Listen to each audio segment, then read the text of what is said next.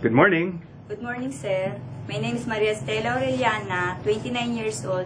I'm a single. I am a high school graduate, and I am a domestic helper until 2 years. And where did you work? Here in the Philippines. Okay, 2 years. 2 years, sir. When did you start working? When did you start? What month and year? January 2010 and February 2012. Okay. And how many were there in the family? There are 5 members of the family. Mom, sir, and 3 children. And the age of the children are? 11 years old, the elder. The second is 9 years old, and the youngest is 7 years old.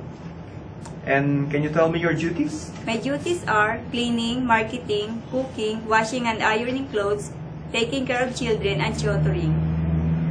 Why do you want to work in Hong Kong? I want to work in Hong Kong because I want to help my parents for a daily need. And are you willing to take care of dogs and cats? Yes, sir. Are you scared of big dogs? No, sir. Okay, can you sing a children's song for us? Singles, Yeah, children's song. children's song. Okay.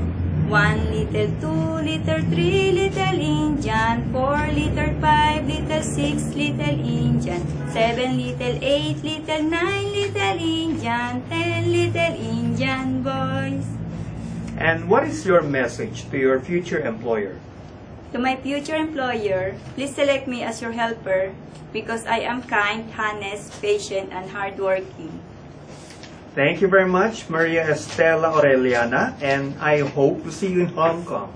Thank you, sir. Have a nice day. Bye.